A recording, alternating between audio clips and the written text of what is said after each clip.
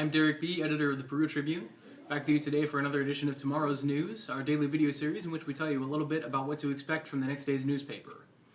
Today is Tuesday, February 25th, 2014, so I'll be telling you a little bit about what you can read in print on Wednesday, February 26th, or online tonight at PeruTribune.com. On our lead story, Chad Abshire actually has a pair of stories here. First, the lead story is about the Bunker Hill Police Department. There's some squabbling going on between the Bunker Hill Council and the Clerk Treasurer about $250 to get more ammunition for the police department so that they can carry firearms legally. This came out of their Monday Town Council meeting, which Chad went to. Some really interesting stuff there with their financial woes.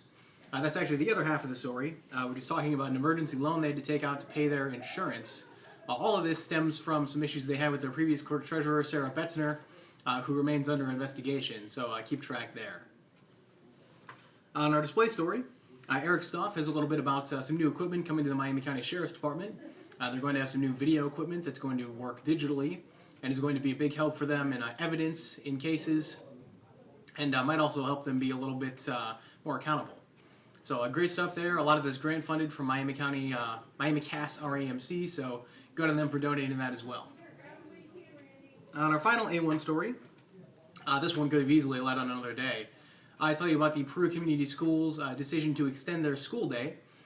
I should be clear that decision has not passed the school board yet, but Superintendent Chuck Brimberry told me today the staff is recommending that the board extend 12 days between March 12th and 27th by an hour each to make up for 2 canceled days. He did not address what they're going to do for future days. I also spoke to North Miami and Mechanical about how many days they've missed and what their plans are for future missed days.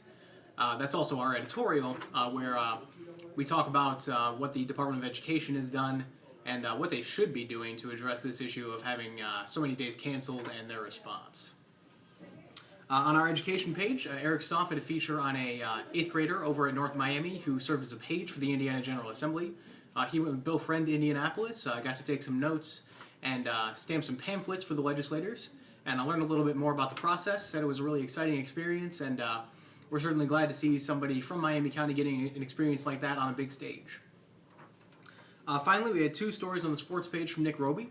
The first is a look back at the Mechanical boys swimming season, which ended last weekend, and the second is a look ahead at the boys basketball sectional. All 3 of our Miami County teams, as well as Oak Hill on the edge of the county, found out where they're going to be in the sectional, who they're playing in the first round. All that action starts next week, and I'm very excited about it. Hope you guys are too. As always, you can find all those stories in tomorrow's print edition of the Peru Tribune. You can find it online tonight at PeruTribune.com, and you can find links to them on our Facebook and Twitter pages, which are both Peru Tribune. Finally, you can find me and all of our reporters on Twitter. Until tomorrow, that's tomorrow's news. I'm Derek B. Have a great Wednesday.